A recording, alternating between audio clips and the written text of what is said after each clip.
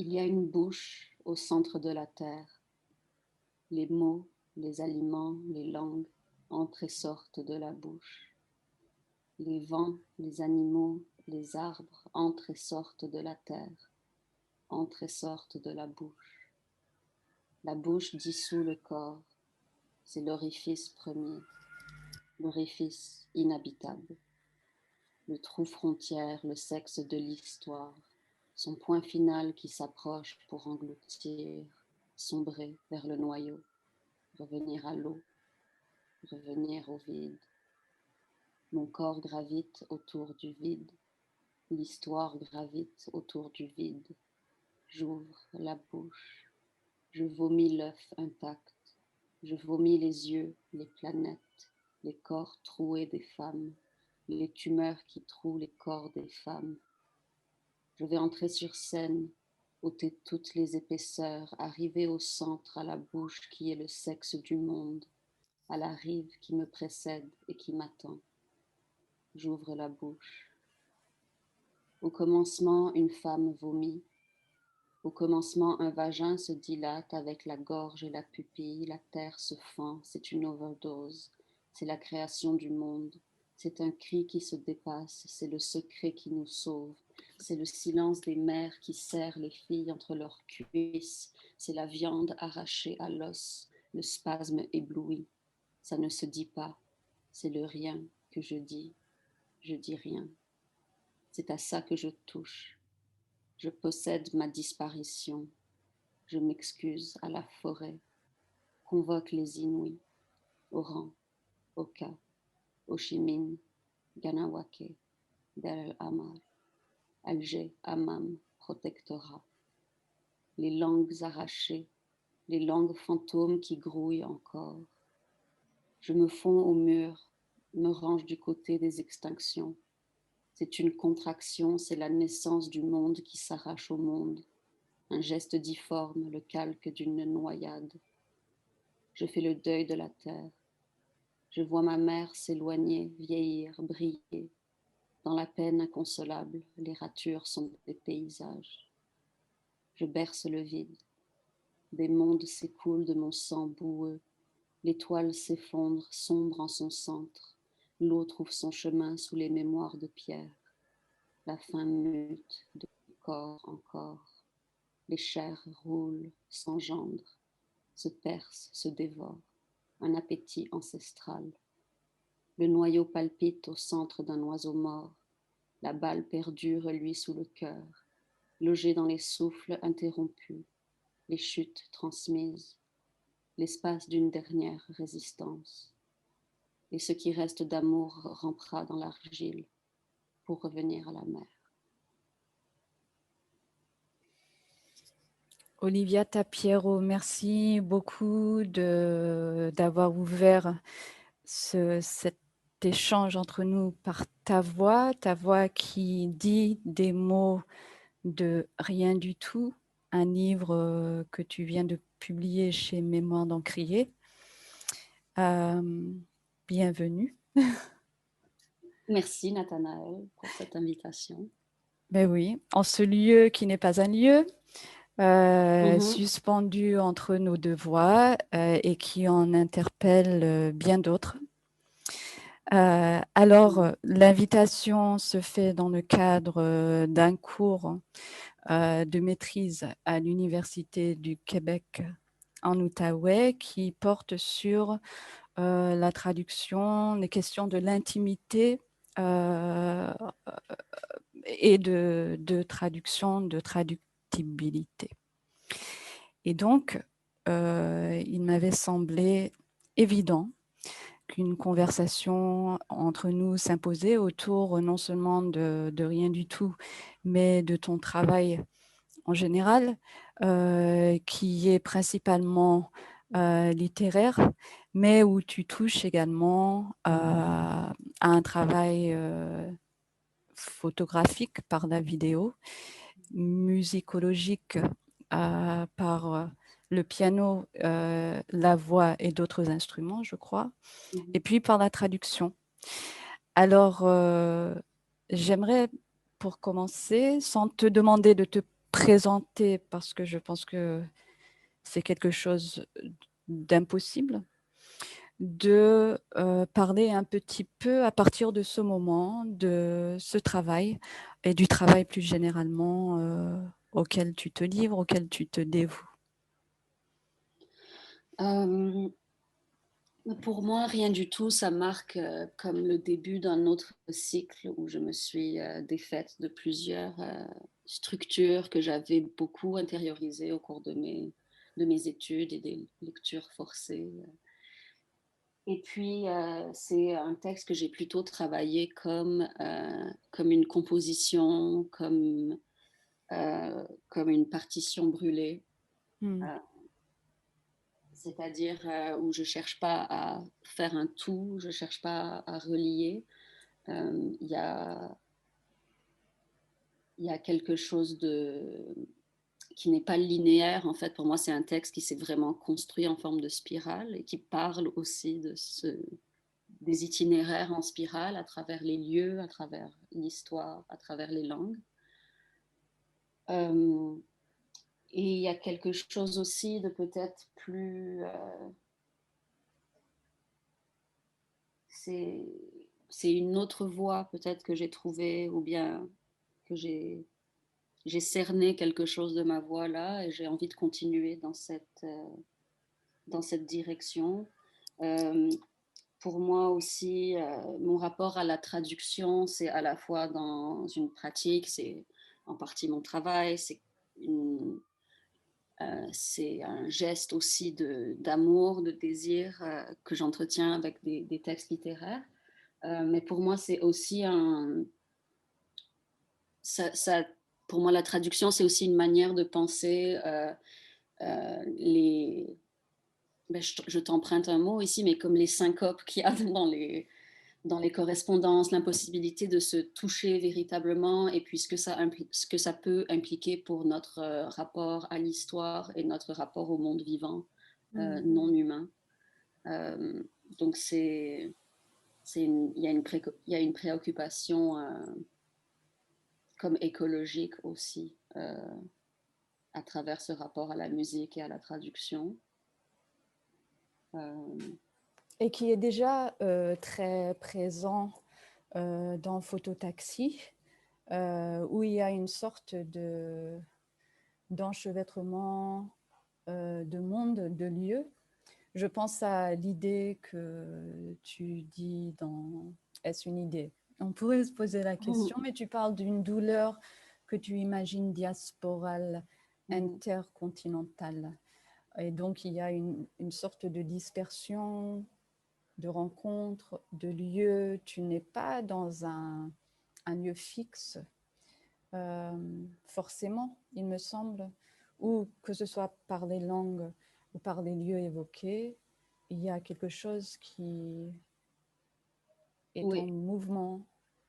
oui, j'ai déjà une certaine méfiance par rapport au lieu fixe qui, pour moi, est lié à une idée de pureté, à une idée de territoire déterminé, souvent euh, par, euh, par des considérations économiques ou identitaires.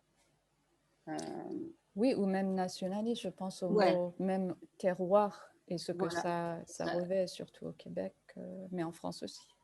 Exactement. Et puis, c'est-à-dire que j'ai l'impression que dans mes deux premiers livres, il y a une absence de lieu, où c'est des institutions un peu anonymes avec des personnages qui flottent, qui errent dedans. Donc, mais on dirait qu'avec Phototaxi et surtout avec Rien du tout, euh, j'ai assumé davantage ce rapport au lieu parce que c'est pas une lacune, c'est pas un déracinement, c'est pas quelque chose qui manque, c'est quelque chose qui existe par des juxtapositions, par des dialogues entre les temps, entre les lieux. Je trouve que le contexte même de cet entretien, où en fait ni l'une ni l'autre, on est dans le lieu où c'est supposé être diffusé, ça dit tout.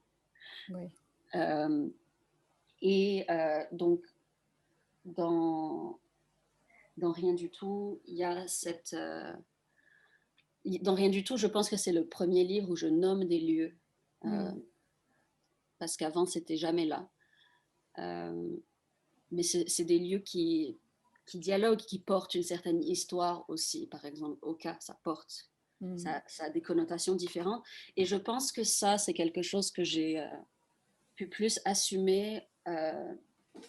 C'est Je me suis rendu compte qu'en fait, ce côté où je me sentais un peu déracinée ou sans lieu, etc., il fallait creuser ça parce que c'est un rapport à une certaine aliénation que je peux vivre au Québec euh, et que mon écriture vit au Québec. Mm. Mhm. Euh, et donc, c'était pas question pour moi de retrouver des origines ou de comme retracer quelque chose du genre, mais de rendre compte euh, des multiples présences dans cette absence-là, en fait, et des ouvertures qui peuvent surgir et de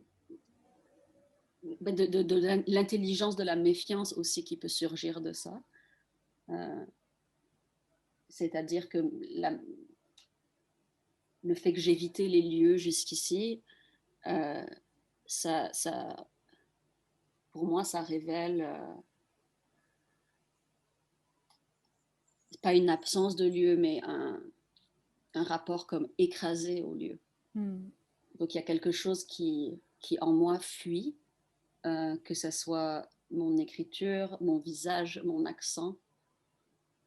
Euh, et puis il y a aussi quelque chose où j'ai hérité de beaucoup d'histoires cachées, Mm.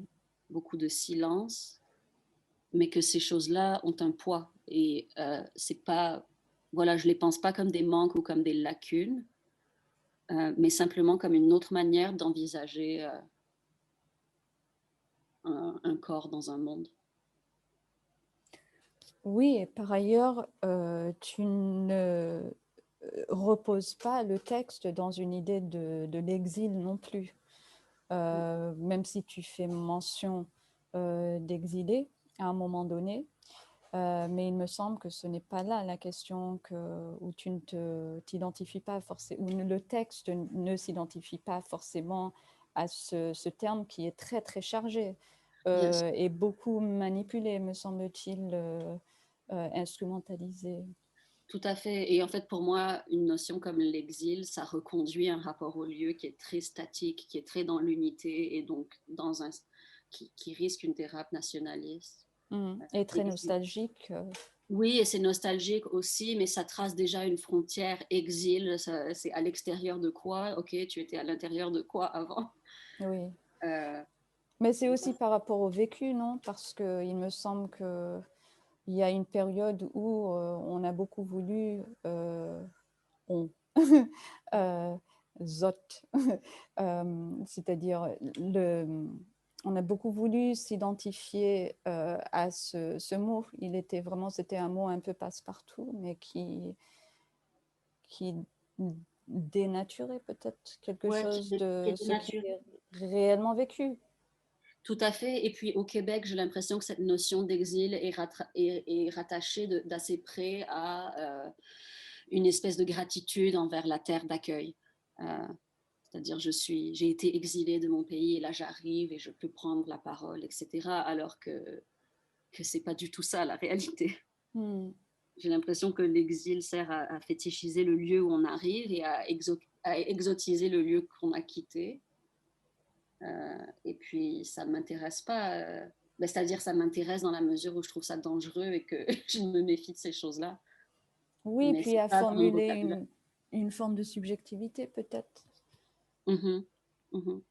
Enfin, il faut déjà pouvoir le formuler et puis l'habiter, peut-être, cette idée.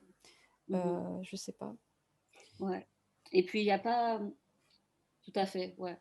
Et puis, donc, à la limite, peut-être il y a un rapport entre ce qu'on appelle l'Orient et ce qu'on appelle l'Occident, dans un Hmm. sens très, très large. Euh, mais ces choses-là ne sont jamais prononcées non plus. Mais l'Algérie en particulier, il me semble, enfin, je dis en particulier, il y a plein d'autres exemples, mais vu les coupures ou les scissions qui ont eu lieu au moment de la déclaration d'indépendance, nous me semble est particulièrement nourri l'avant et l'après. Enfin, il y a une dimension temporelle aussi que j'ai l'impression que dans ton texte, tu vas toucher aussi à quelque chose de cette temporalité-là. Peut-être pas pour la suturer, mais peut-être pour en exposer les sutures. Ouais, ça c'est vrai. C'est pas pour suturer, c'est pas pour faire un tout, c'est pas pour réparer quoi que ce soit, mais il y a des choses que je nomme très clairement, comme le décret de Crémieux, et puis toutes les fissures identitaires et géographiques que ça a pu apporter. Et pour moi, ce sont des stratégies coloniales, mais qui rentrent dans le corps. Ah, mais c'est fait pour. C'est ça, exactement. C'est fait pour se diviser face à soi-même. Ouais. Euh, et et c'est lié à cette transformation du rapport à l'exil et d'une certaine instrumentalisation de l'idée d'exil, d'une romanticisation de l'exil. Et puis, bon, l'Algérie, le Maroc, Crémieux, les Juifs d'Afrique du Nord, etc. Ce sont des histoires où il y a beaucoup de honte, beaucoup de silence, beaucoup de... Euh, on a beaucoup caché ces histoires-là. Hmm. Il y a des manipulations aussi, non? Comme dans Oui, tout. Oui. ouais, tout à fait. Et puis des identifications qui aussi recouvrent parfois les histoires. Oui, oui, c'est ça, parce que pour moi, c'est des identités qui sont venues après et qui ont été imposées par le gouvernement français, en l'occurrence. Donc, pour moi, parler d'exil, c'est utiliser le vocabulaire de ce qui a provoqué cet écrasement et cette fissure interne. Oui. Oui, et ça vaut peut-être la peine de rappeler que le décret de Crémieux datait de 1870, que l'Algérie, la France était entrée en Algérie en 1830, qu'il y a eu 40 ans de conflits sanglants, et que ce décret accordait la citoyenneté française à une partie de la population vivant en Algérie seulement. Mm-hmm. Mm. Ouais, exact. Et Et que par ailleurs, les personnes que l'on appelait les indigènes, et d'ailleurs Itipan, il revient là-dessus dans de nombreux entretiens et à travers son film La France et notre patrie, et ce n'était pas uniquement en Algérie, mais en Indochine et mm-hmm. partout ailleurs, les habitants du lieu étaient appelés indistinctement indigènes. Mm-hmm. Et donc, même en ce qui concerne l'Algérie, l'Algérien n'existait pas pour Non, c'est ça, c'est des les inventions Français. coloniales. Voilà, Euh, voilà.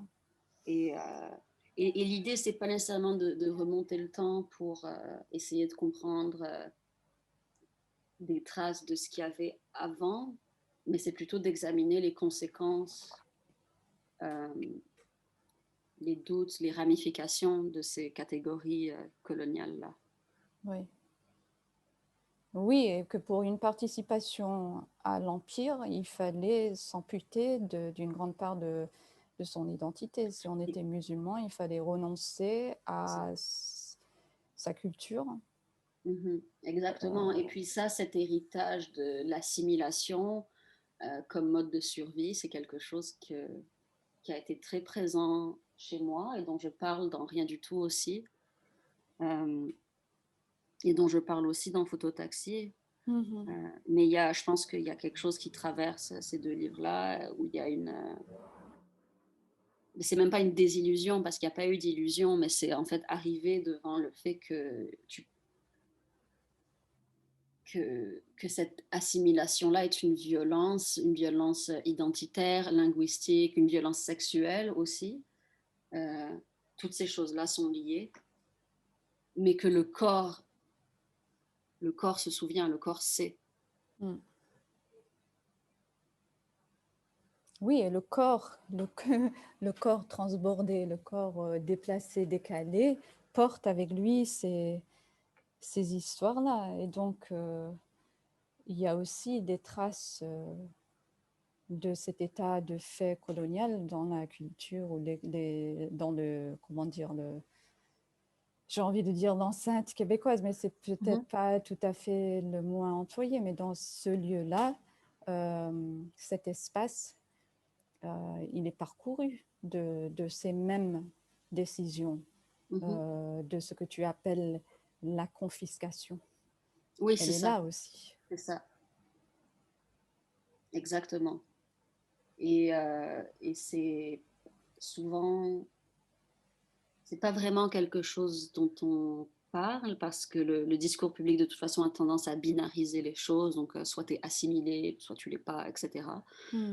C'est pas des questions qu'on a tendance à déplier, c'est des choses qui mettent plutôt mal à l'aise. Et ce silence-là, il est porté par beaucoup de gens en fait. Parce que remettre en question la notion d'assimilation, c'est interroger aussi, mais à quoi on s'assimile?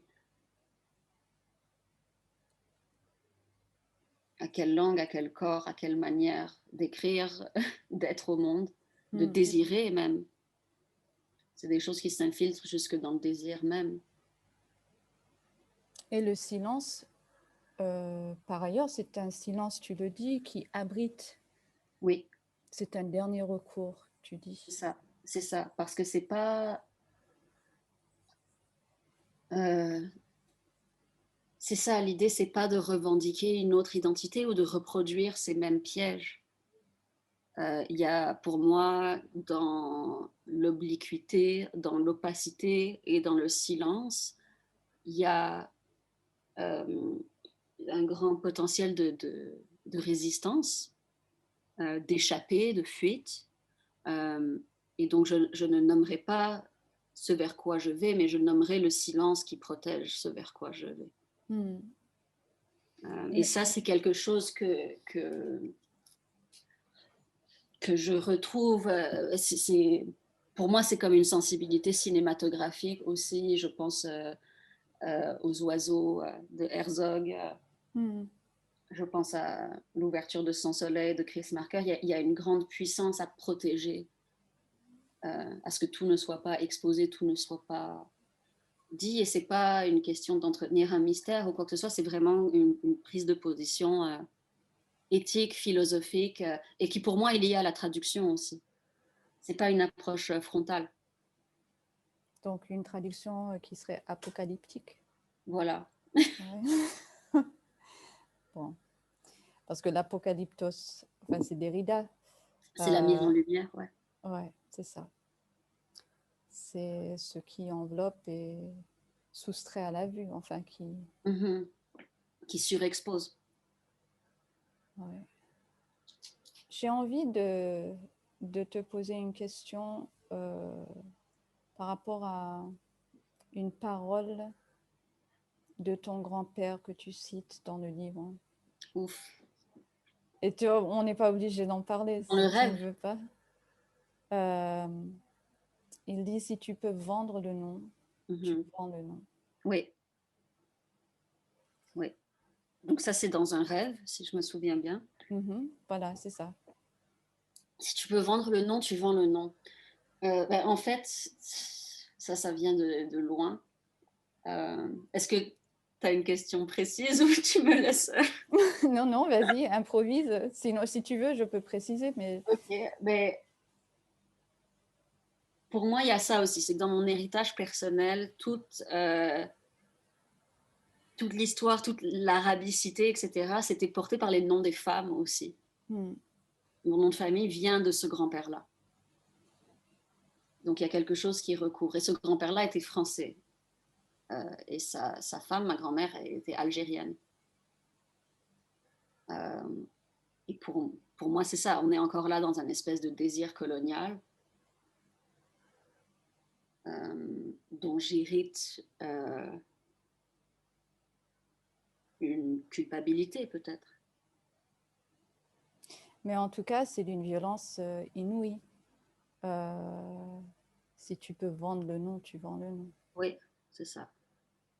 Sauf que c'est ça, cet héritage-là. C'est des gens qui ont dû vendre leur nom, qui ont dû renoncer. Renoncer, oui, Oui, c'est ça. tout à fait. Renoncer, prononcer. Afin d'appartenir, d'apparaître. C'est ça. Oui. Voilà. Et c'est pour ça qu'au tout début du livre, c'est si tu me vois, c'est que je disparais. Oui. C'est ça le risque d'être intelligible. Et en fait, je me dis qu'en Afrique du Nord, au moment où les Français ont débarqué, ce qu'ils ont trouvé là n'était pas intelligible. Cela me fait penser, je ne sais pas si j'ai le livre sous la main, aux parleuses dans un des dialogues entre Marguerite Duras et Xavier Gauthier. Elles reviennent beaucoup sur une phrase. Il me semble que la phrase, c'est « ne la regarde pas ». C'est soit « ne la regarde pas » ou « ne se regarde ». Mais il me semble que c'est « ne la regarde pas ». Comme une sorte de condition presque du regard. Et du corps, là, il s'agit du corps féminin. Pardon, c'est pas ça. Je ne sait pas être regardé. Et puis Duras dit ce qui te frappe, c'est le négatif, c'est qu'on dirait peut-être d'habitude, on la regarde, elle ne le sait pas. Enfin, on n'est pas obligé de Mais c'est le être regardé aussi qui impose cette passivité-là. Justement. Ouais. Oui, et comment dire, la feinte, le faire semblant de ne pas savoir que l'on est vu. Ou c'est peut-être une sorte de brûlure à l'endroit du regard. C'est-à-dire à force d'être regardé, on se brûle soi-même, on s'arrache à l'image. Exactement, et c'est qu'on hérite de... c'est-à-dire on porte les corps qui, avant le nôtre, ont été regardés aussi. On porte cette brûlure-là, et c'est pour ça que j'écris « Peut-on muer d'un autre regard ?» Ouais, oui, et cet enfermement aussi est quelque chose de transmis. C'est pas innocent. Il y a une transmission de cette injonction, disons. Tout à fait. Ouais. Tout à fait. Mais ce sont des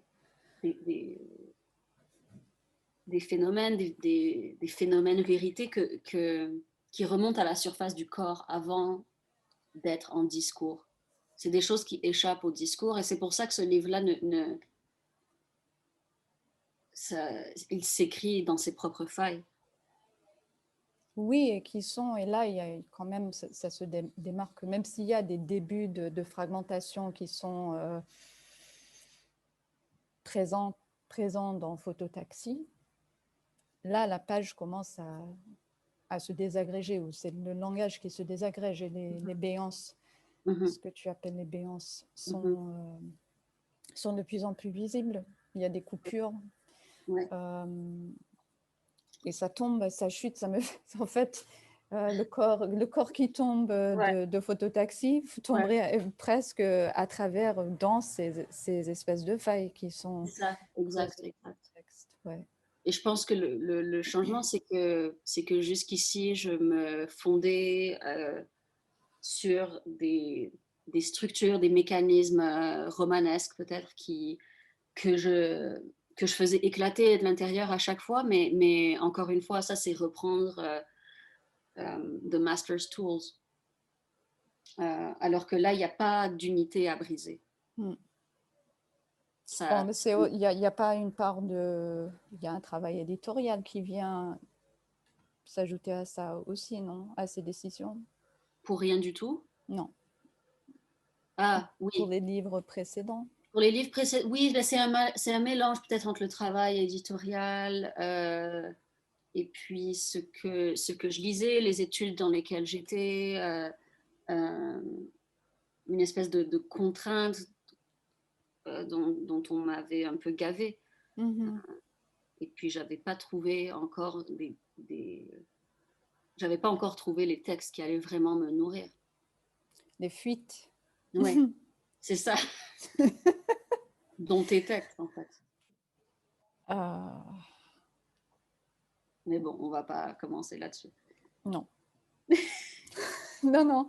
Maintenant, en fait, ce qu'on va faire, ce que je te propose, Ouais. alors, les étudiants qui sont inscrits au cours, étant donné qu'on n'a pas pu faire cet entretien en direct Mhm. comme on aurait pu le faire, les étudiantes et Mhm. l'étudiant inscrits au cours ont préparé à l'avance des questions et je vais relayer ces questions, enfin je vais te les D'accord. transmettre. Et donc, il y a une première question de Geneviève qui dit « Le trou noir dont il est question dans Rien du tout m'apparaît à la fois comme un abîme qui relie et qui sépare, Mhm. à la fois un vide hérité et partagé entre femmes, creusé par le colonialisme, et un gouffre intergénérationnel. L'ai-je bien compris? Est-ce le caractère dichotomique du trou noir qui le rend insupportable? » Oh. Euh, Ça, c'est une très belle question, mais je pense qu'elle porte sa propre réponse, en fait. Parce que, quelque part, pour moi, un abîme qui relie et un abîme qui sépare, c'est pas une dichotomie. Mm. C'est que dans ce texte-là, j'ai l'impression que la séparation est une condition de la relation. Et puis là, c'est peut-être un peu l'influence de Glissant aussi, mais c'est quelque chose qu'on constate même à un niveau cellulaire. La vie toujours se détache d'elle-même. Euh, Est-ce que le trou noir est insupportable? Sans doute, mais je suis là encore. Donc. Mais attends, au niveau textuel, est-ce qu'il s'insupporte? Ah, Parce que finalement, bon, c'est une question qui se pose à toi en tant que personne ayant écrit le texte, mais il me semble qu'il y a une dimension textuelle aussi. Est-ce que le trou noir s'insupporte mhm. littérairement parlant ou au niveau de l'écriture peut-être? Oui, mais c'est que ce texte-là est un effondrement qui est une naissance de trou noir, et puis il y a ces espaces entre. Peut-être que ce qu'on appelle les fragments, donc le texte, les bouts de texte dans ce livre, c'est peut-être la matière qui disparaît au moment où elle est avalée par le trou noir. Oui, oui, C'est oui. peut-être la lumière de cette matière disparaissante-là. Mais je pense que Geneviève a bien compris cette dynamique du trou noir, ce vide hérité, partagé, le colonialisme, que c'est à la fois quelque chose d'intime et d'intergénérationnel, intercontinental. Euh, Ma seule réserve, ça serait par rapport à l'idée de dichotomie. Oui, oui, oui. Parce que ce trou noir-là devient une condition de la parole. Euh, c'est des failles qui deviennent un espace. Et c'est ce Oui. que j'essayais peut-être mal d'expliquer tout à l'heure quand je disais que cette absence de rapport au lieu, c'est pas vraiment une absence. En fait, c'est une complexification, c'est un trou creusé dans le lieu. Euh, Oui, et qui n'a pas une seule fonction. Tu dis le langage et la nourriture entrent et sortent de la bouche. c'est Il n'y a ça. pas que cet orifice-là qui a plus d'une fonction Voilà, dans, c'est ça. le corps humain. C'est ça. Euh, donc, Exact. ouais. Exact. Donc pour moi, c'est plutôt un lieu frontière qu'un lieu de dichotomie ou de contradiction. Euh, Oui, et malgré le blindage des frontières, elle demeure poreuse. Mais oui, c'est peut-être ça qui les rend aussi violentes. mais bien sûr, c'est exactement ça, parce que le paysage n'est pas divisé comme ça, les corps ne sont pas divisés comme ça en eux-mêmes et entre eux. Ouais, Donc c'est une interruption de la vie, une tout à fait. interruption mortifère. Ouais. Et que c'est ces choses très statiques-là qui s'effondrent sur elles-mêmes et qui engendrent des trous noirs.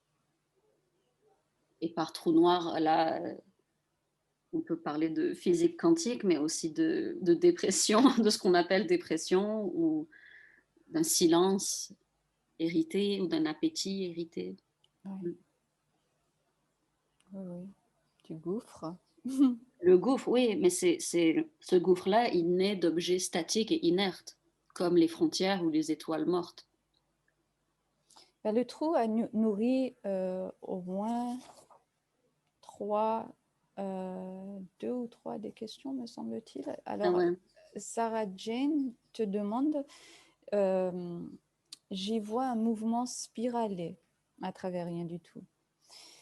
L'horizon inhérent au trou, l'amour qui est ce trou, un cycle infini entre désintégration et création. Mm. Est-ce ceci que tu dédies à ta mère lorsqu'elle était enfant? Waouh. Hmm. Euh, Ben, c'est-à-dire, c'est ma mère qui me l'a transmis, mais sous sous un autre emballage.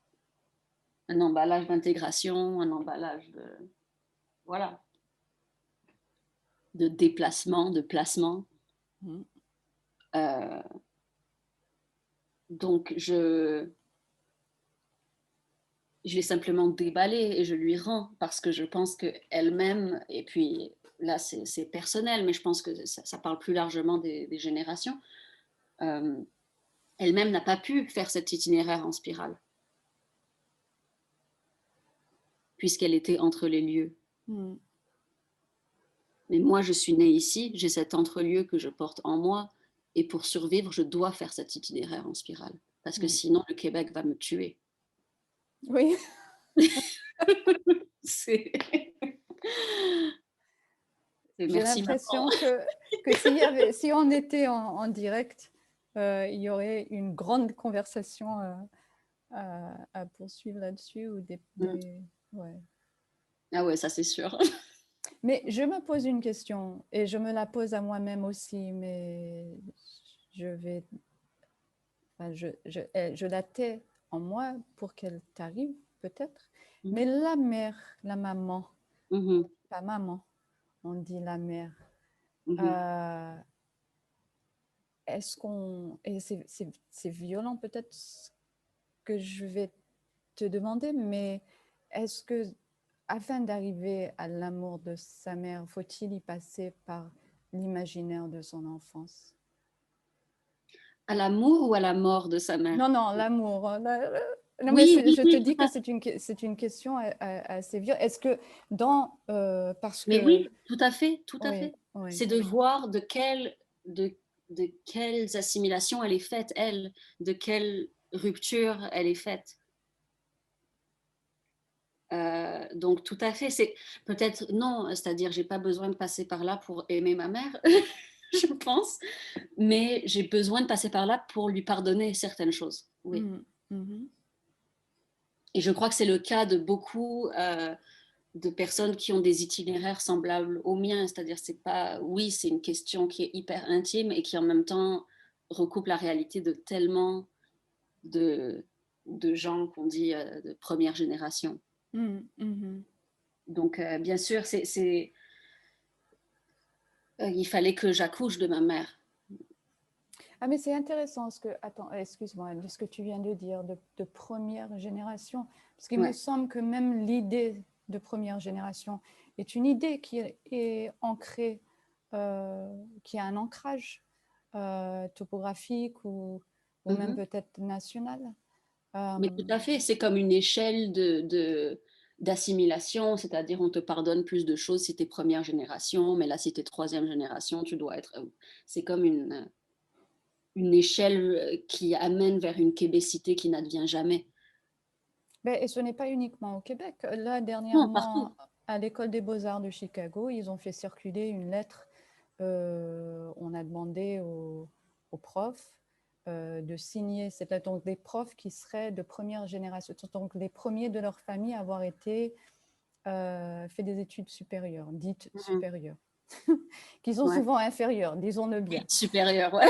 Ouais, et que même cette échelle, elle est vachement déplacée par rapport à certaines réalités qui, elles aussi, commencent à disparaître.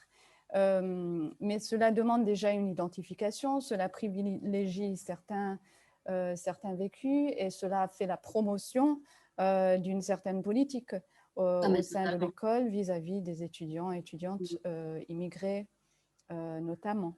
Ou issus de milieux dits défavorisés. Enfin, tout ce langage est tellement Ouais. larvé que... alors, mais c'est marrant, je te pose la question parce qu'en l'entendant, je me rends compte que donc c'est quelque chose à laquelle je n'ai jamais réfléchi. Je n'ai aucune identification à cette idée de première génération. Alors, c'est intéressant de Mais moi non réfléchir. plus, pas particulièrement, mais c'est-à-dire Ouais. j'ai dû explorer ça encore une fois pour survivre, pour comprendre mais quel est cet écart que j'éprouve et qu'on me rappelle sans cesse d'une manière ou d'une autre. Oui. Oui, mais surtout dans les milieux francophones, Oui, bien disons sûr, dans les milieux francophones. largement, où l'accent est très, très ausculté, où il y a beaucoup d'a priori par rapport L'accent à... est ausculté, le rapport à l'écriture est ausculté aussi, c'est-à-dire je ne vais pas me mettre à écrire en joual ou c'est-à-dire je ne vais pas écrire d'une façon dont je ne parle pas pour être plus québécoise ou peu importe. Oui, ou plus québécoite, comme dit Ouais, c'est ça. Régine Robin. Alors bon, je vois que le temps passe et je voudrais que l'on prenne notre temps, même Oui. si on déborde un petit peu. Alors, Jean-Michel, là, il y a deux questions, donc je vais les séparer. À travers le récit Rien du tout, cher Olivia, donc il t'a adressé une lettre, à travers le récit Rien du tout, vous évoquez le vide. Ce vide est un rien que vous comparez à un trou qui vous a été transmis. Ce trou me semble sensible et de surcroît imprévisible, insaisissable, incommensurable et insondable.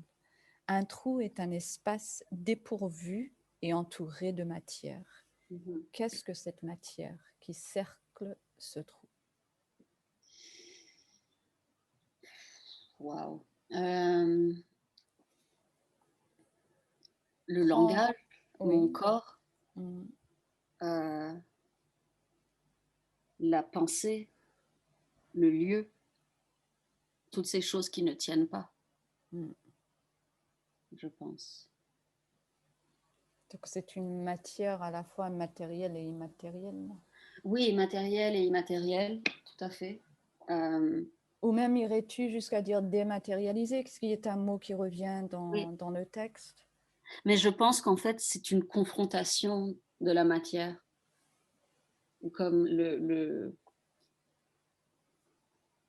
c'est comme si ce trou-là a toujours été là à la base de tout lieu, de toute unité, de toute chose solide.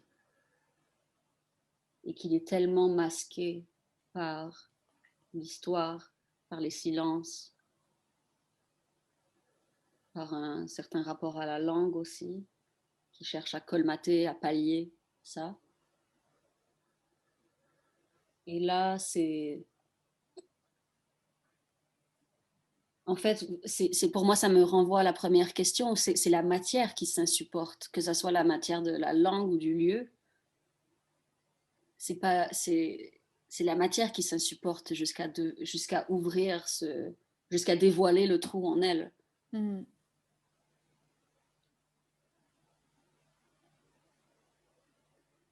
Est-ce que ça a fait sens? En fait, ce sont des traversées, j'allais dire. Oui, mais De toute façon, on n'est pas obligé de faire sens. Non, d'accord. Merci. Je continue. J'en déduis, après la lecture de Rien du tout et d'après l'entretien entre Nathanaël et vous, que ce trou qui s'effondre en lui-même serait un horizon. Qu'est-ce que signifie cette ouverture? Est-ce une perspective vers le vide, le rien? Cet horizon est-il sans limite? Ah, c'est une très belle question. Pour moi, non, c'est pas un vide qui donne sur le vide. Ça, c'est un vide qui donne peut-être sur ce silence qui protège, qui abrite, ou sur une autre manière de concevoir le réel, le lieu, l'histoire. Une manière qui est peut-être plus spiralique ou plus en réseau. Ouais. Mais ça me fait penser à un des Pequeños Cantos de Pizarnik, en fait, qui est un de mes poèmes préférés, où elle dit el centro de un poema es otro poema, el centro del centro es la ausencia, en el centro de la ausencia mi sombra. Comme le centre d'un poème est un autre poème, et le centre du centre est l'absence, et dans le centre de l'absence, il y a mon ombre. Voilà ma réponse. Oui, et puis la polysémie de Sombra aussi est très puissante et traverse. Sombra, c'est aussi un nom dans plus tard. Textos de Sombras. Des Sombras, pardon. Oui. Ben, on aura l'occasion d'en revenir à Pizarnik, mais ça me touche que tu la nommes déjà. Et à travers ce poème est immense. Et on dit que Pizarnik fait de tout petits poèmes, mais en fait, là-dedans, il y a tellement d'ouverture et tellement de... Il se relance, il est fait de cette espèce de lancinement, de la répétition qui va de mot en mot. Et justement, il y a peut-être des chutes là-dedans. Enfin, c'est comme ça que... Ouais, c'est ça. De mot en mot, de centre en centre, de décentrement en décentrement. Et pour moi, c'est ça, c'est... l'intérêt, en fait, n'est pas tant où mène l'horizon du trou noir, mais qu'est-ce que ça fait d'ôter les épaisseurs à l'intérieur de ça. Donc, il n'y a pas... j'ai pas une vision particulièrement téléologique. Non. Non, et puis la chute, enfin dans ma tête, mais renvoie aussi, il y a la chute d'un film, il y a des chutes, c'est-à-dire la partie... ce qu'on a coupé. Voilà. Ce qu'on a coupé au moment du montage. Voilà. Mais qui peut être repris, comme dans Les Mains négatives, pour en faire un film, ou comme dans Césarée, par exemple. C'est ça, exactement, exactement. Ouais. Et c'est ça, pour moi, ça fait une partie des épaisseurs d'un film, c'est ce qu'on en a coupé. Oui. Et une partie des épaisseurs de l'histoire, c'est ce qu'on n'a pas dit. Et puis les coupures, si on veut pousser plus loin, enfin, ce sont des idées un peu éparses qui me viennent, mais je pense, par exemple, pendant la Deuxième Guerre mondiale, il était très, très difficile de trouver du film, de la pellicule. Et Jean-Pierre Melville, il bouturait des petits morceaux de film, et donc qui exigeait une sorte de précision dans le tournage, parce qu'il avait un bout qui faisait 11 secondes, un autre bout, je ne sais pas, qui faisait 1 minute et demie. Alors, et puis, il raccordait tout ça, mais ce n'était jamais forcément le même format non plus.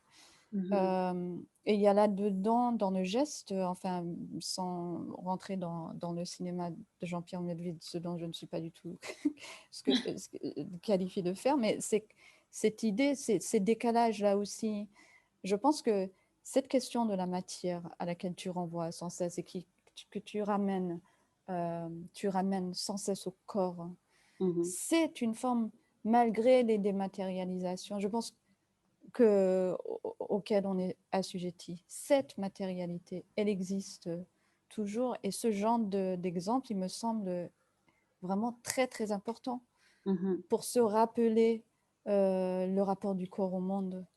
Oui. Ah, c'est essentiel. Euh, le corps et le corps malade, en l'occurrence, a quelque chose de... C'est l'ange de l'histoire, peut-être. Hmm. Il sait avant, il voit venir.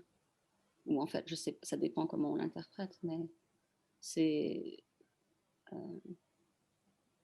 il a quelque chose d'oraculaire. Il renvoie à ces chutes auxquelles on... les chutes desquelles le film est fait. Oui, et c'est un oracle. Enfin, ça me fait penser à l'expression de Glissant qui parle de la prophétie, comment il dit ça, la prophétie du passé, je pense que... C'est ça, ouais. Et non Mhm. pas de l'avenir, parce que l'ange, il a le dos tourné à l'avenir. C'est ça, Et c'est la ça, catastrophe s'accumule à ses pieds, c'est ça. mais il fait face au passé, en fait. Mhm. Mais qui le pousse, donc c'est C'est ça, le dos qui est poussé. ouais, ouais. Mais il y a de formidables résistances aussi dans cette image. C'est ça. Et pour moi, ça témoigne d'une certaine obliquité aussi, ce dos tourné. Ouais. Euh, Alors j'en arrive à la dernière question. Et j'en profite ici pour remercier toutes et tous d'avoir formulé des questions aussi perspicaces et avec autant d'attentivité, comme ce n'est pas toujours le cas, comme tu le sais. je suis vraiment reconnaissante et assez épatée par la qualité des questions, des réflexions, la sensibilité qui les accompagne. Donc, vraiment, Bah, on merci. te fait travailler. Il faut. Faites-moi suer. Bon, alors Camille écrit à propos de rien du tout. Olivia Tapiro dit de ce livre être un corps sismographe des extinctions. Mhm. Est-ce que cela se transpose dans la forme et les textes de ce livre?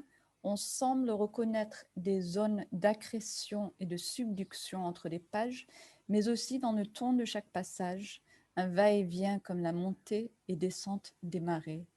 J'entends la rage qui monte du ventre avant de sortir par l'orifice de la bouche, comme l'entonnoir d'un séisme au tsunami. Waouh, quelle belle question. Mm. Je ne sais même pas si c'est une question, c'est un compliment immense en fait. Ouais, c'est une très belle lecture. Hein. Oui, Ouais. parce que c'est vraiment ça. C'est-à-dire, c'est pas prémédité comme ça, mais ça va de soi que si que la forme suit ça, la forme suit ces questions-là, ces fêlures-là, Mm. ces volcans-là. Mais justement, oui, oui, oui. Le mouvement volcanique des vomissures. Mhm, mhm. Ouais. Mais cela déplace sensiblement aussi l'idéalisation ou l'idéal de la création comme étant une mise au monde, une naissance. Mhm, Euh, mhm. Non, là, c'est vraiment une indigestion. ouais. Oui, oui, oui. Alors, voici une question, c'est la dernière.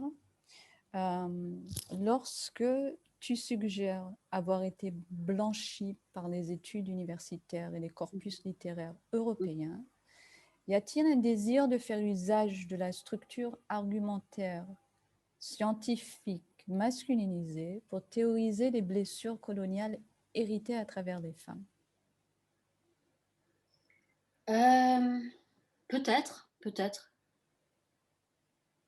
Euh, Là, c'est un sujet de dissertation. Hein.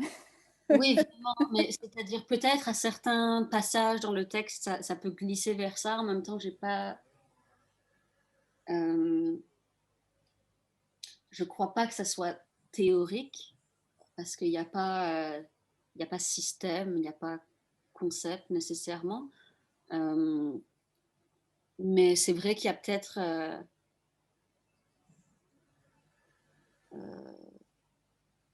oui, il y a quelque chose de proche de l'essai qui est peut-être une forme un peu monstrueuse entre ce discours universitaire, académique, et puis le volcan qui se vomit lui-même. Mm. C'est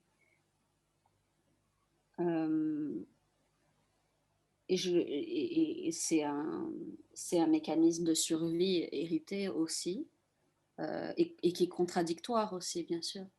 Je veux dire, même le fait d'écrire en français est contradictoire dans cette mesure-là. Donc je crois qu'on n'échappe jamais vraiment à ce qu'on nomme. Mais alors, voilà, j'ai envie de te demander dans quelle langue écrirait-on? Ah, ça, je sais pas. Mais c'est là que pour moi, il y a quelque chose de musical.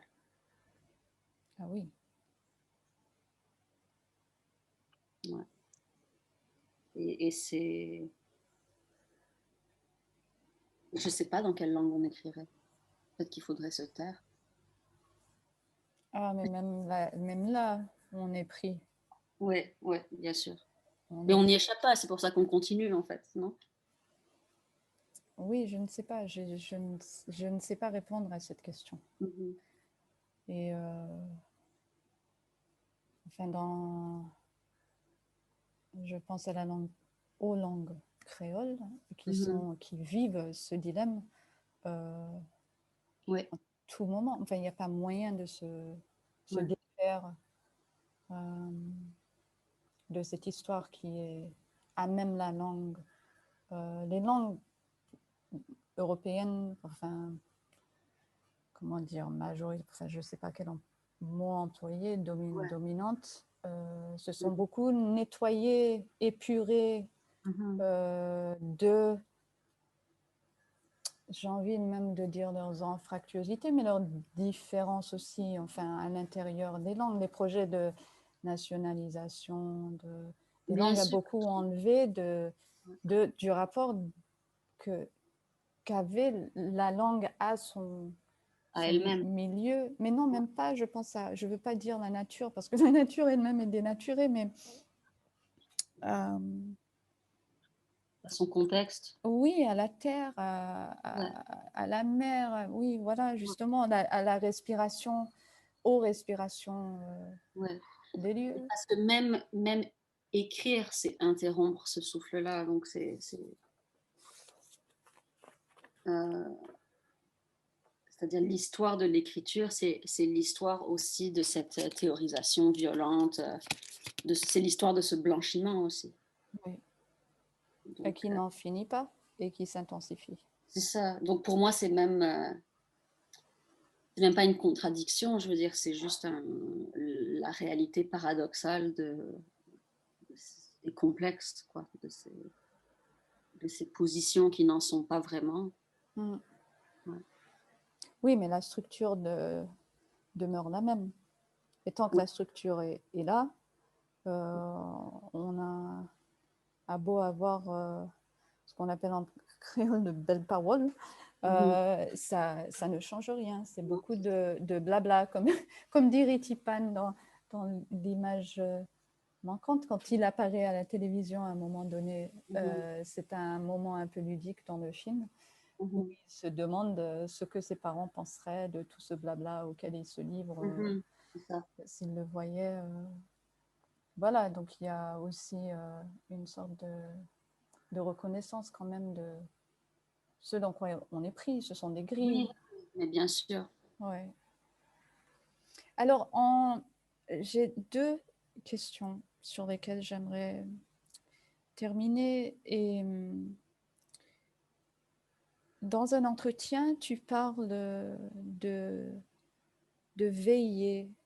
Je crois que veiller, c'était veiller sur le langage. Je ne me souviens plus Les précisément. extinctions, je pense. Oui, voilà, c'est ça. Et j'ai envie de te demander si rien du tout n'est pas une sorte de veillée, ce texte. Oui, je pense que et dans l'extrait que j'ai lu tout à l'heure, il y a cette idée de faire le deuil de la terre. Ouais.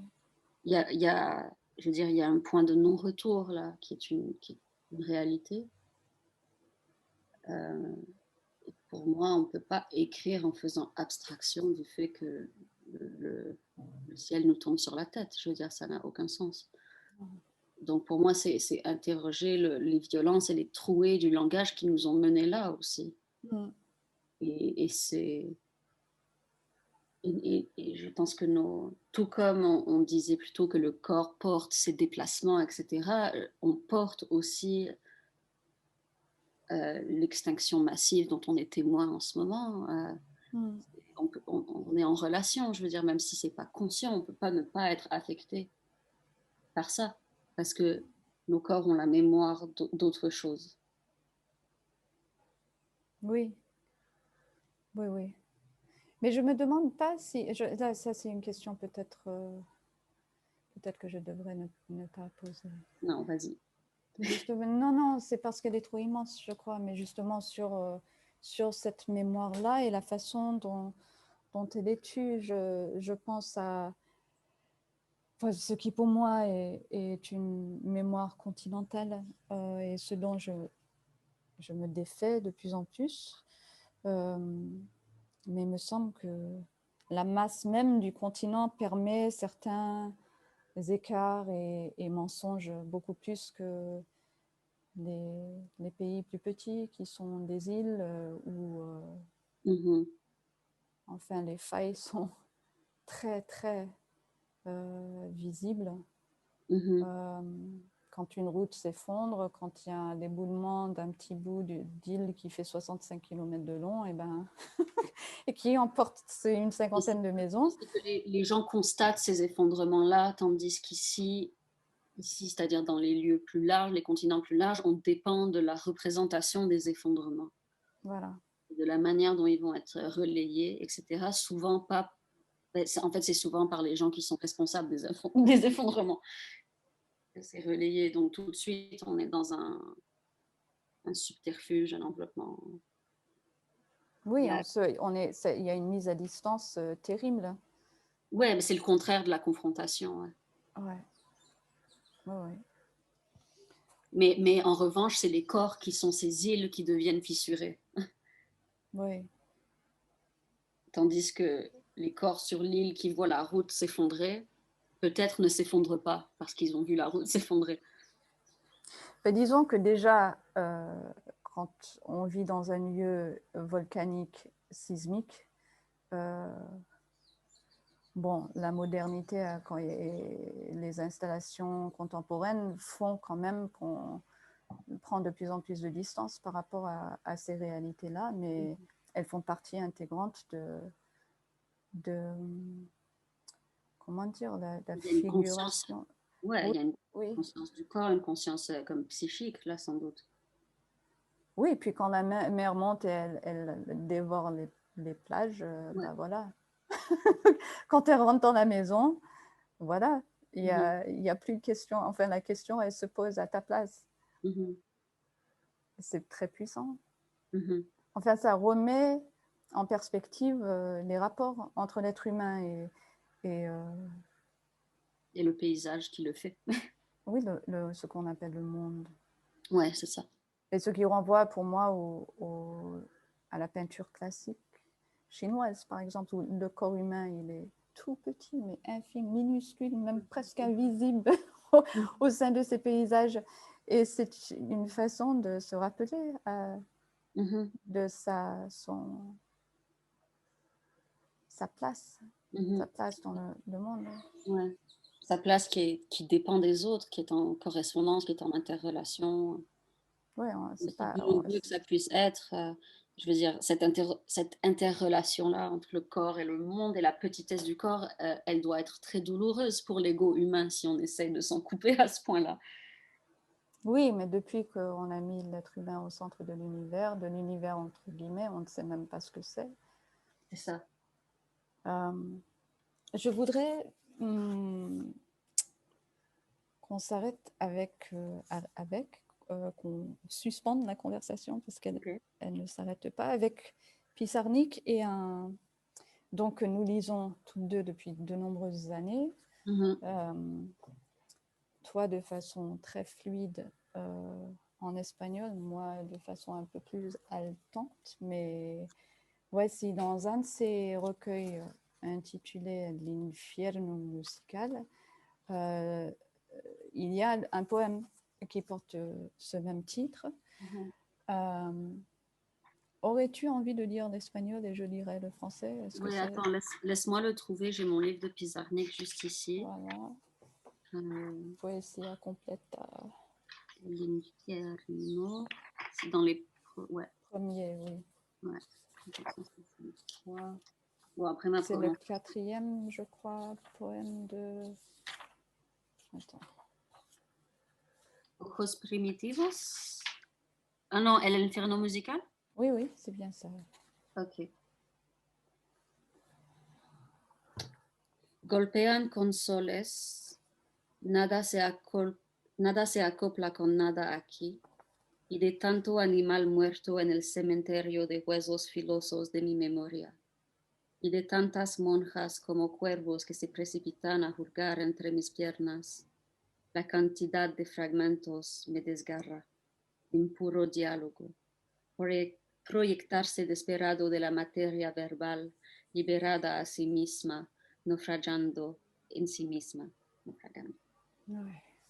Alors, en français, dans la traduction de Sylvia Baron-Supervielle, L'enfer musical.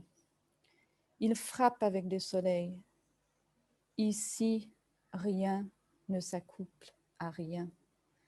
Et de tant d'animal mort dans le cimetière des os aiguisés de ma mémoire.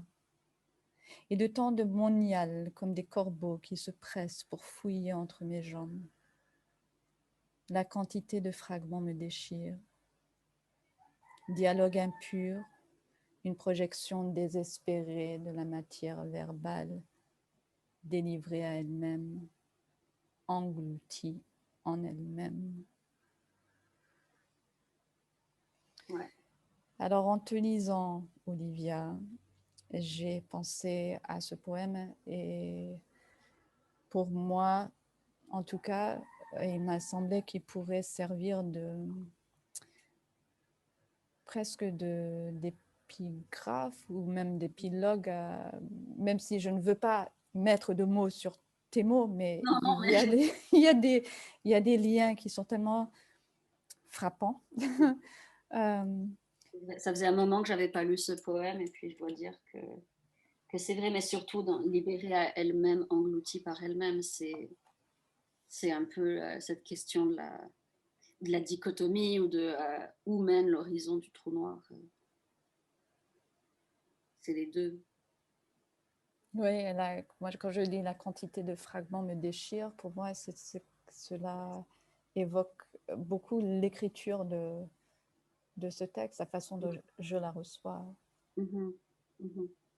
Mais écoute, me comparer à Pizarnik.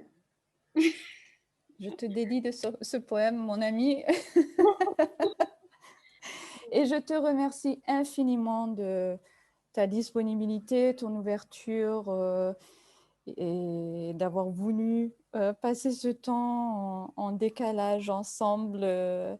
C'est bien approprié, ce décalage. Mais oui, il est du livre même. C'est ça. Mais écoute, merci pour cette invitation et surtout aussi merci aux étudiantes et aux étudiants qui ont formulé des questions si sensibles. Ça me touche beaucoup et ça va continuer à me travailler, c'est certain.